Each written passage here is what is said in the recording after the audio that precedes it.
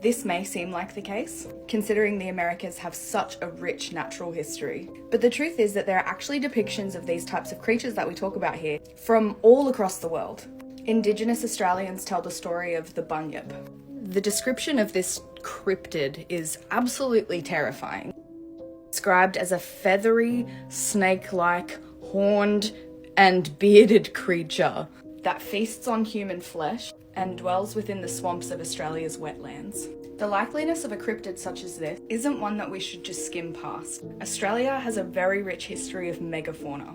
As you can see, this giant marsupial used to live amongst the Indigenous people of Australia, as you can see from this depiction found in rock art in Western Australia. The discovery of megafauna isn't a rare one, but it definitely is an exciting one. Just like these giant flightless birds that used to live in New Zealand. Now, the best part about this is the closest living descendant to that giant bird is this little guy right here.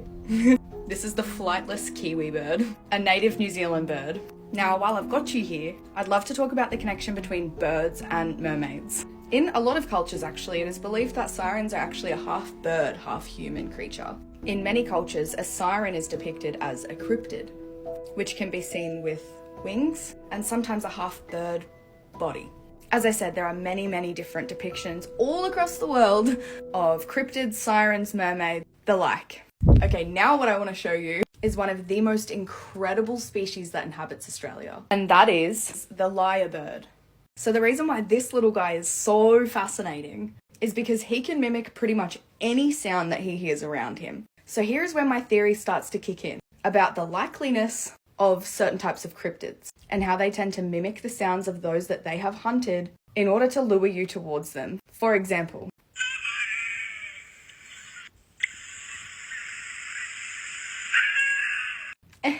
this is something that the lyrebird does naturally.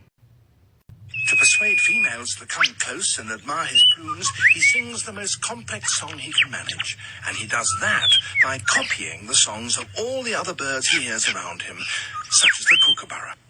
It's a very convincing impersonation.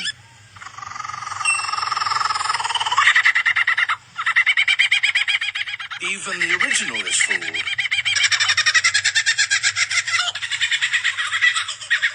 He can imitate the calls of at least 20 different species.